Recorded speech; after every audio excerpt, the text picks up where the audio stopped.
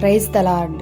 ఈరోజు దేవుని వాగ్దానం కీర్తనల గ్రంథము 122వ అధ్యాయము 6వ వచనము.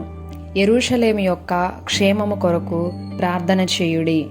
ఈరోజు పరిశుద్ధాత్మ దేవుడు మనతో మాట్లాడుతున్నటువంటి దేవుని వాగ్దానం ఏమనగా, ప్రస్తుతం మనం జరుగుతున్నటువంటి యుద్ధ వాతావరణం గురించి అనేక రకాల సంగతులు మనం వింటూనే ఉన్నాము.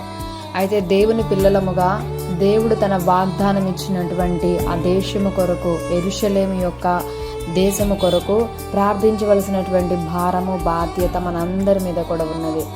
అక్కడ మరి ఎంతమంది మిగతా జనము ఆ యుద్ధ వాతావరణంలో ఎంతమంది ప్రాణాలు కోల్పోతూ భయానికి గురయ్యి ఎంతో ఆస్తి నష్టము కలుగుతూ ఎన్నో విధాలుగా అక్కడ విపత్తులు జరుగుతున్నాయి.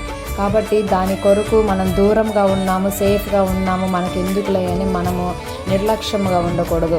యెరూషలేము యొక్క క్షేమము కొరకు ప్రార్థన చేయుడి అని దేవుని యొక్క వాక్యం సెలవిచ్చుచున్నది.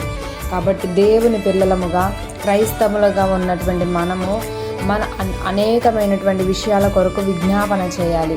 విజ్ఞాపన అంటే రాజుల కొరకు, అధికారుల కొరకు, ప్రతి ఒక్కరి కొరకు, రోగుల కొరకు, అందరి కొరకు చేయాలి. కాబట్టి ఈరోజు మనం యెరూషలేము యొక్క దేశం యొక్క క్షేమము కొరకు, అక్కడ జరుగుతున్నటువంటి యుద్ధాలు మరి ఆగిపోయి సమాధానకరమైనటువంటి వాతావరణం దేవుడు దయచేయాలని ప్రార్థిద్దాము. అలాగూ ప్రార్థించినప్పుడు తప్పకుండా దేవుడు మనకి క్షేమం అనుగ్రహిస్తాడు, మన కుటుంబాలకు క్షేమం అనుగ్రహిస్తాడు. కాబట్టి అట్టి భారముతో మనందరము కూడా ఈరోజు ప్రార్థిద్దాము.